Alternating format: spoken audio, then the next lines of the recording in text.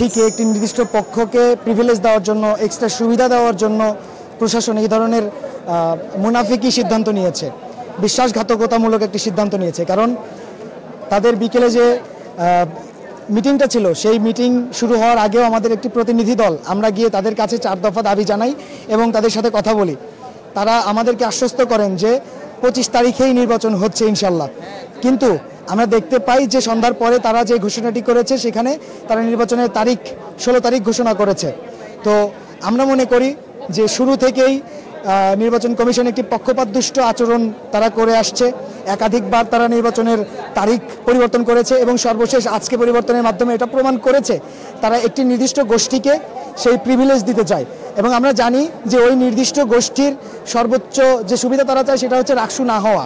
তো এখন যেহেতু নির্বাচনের তারিখ পিছিয়ে গেছে, অর্থাৎ 16 অক্টোবর হচ্ছে, সেক্ষেত্রে আপনাদের পরবর্তী সিদ্ধান্ত কি? আপনারা নির্বাচনে অংশগ্রহণ করবেন কিনা বা কোনো সিদ্ধান্ত এখন? দেখেন, আপাতত যে সিদ্ধান্ত এসেছে তা আমরা ঘৃণা ভরে প্রত্যাখ্যান করছি। আমরা এই সিদ্ধান্ত মানছি না এবং আমরা পরবর্তীতে এই তারিখে এই সিদ্ধান্ত অনুযায়ী নির্বাচনে অংশগ্রহণ করব কি করব না সেটা দ্রুতই আমরা আপনাদেরকে জানানোর চেষ্টা করব।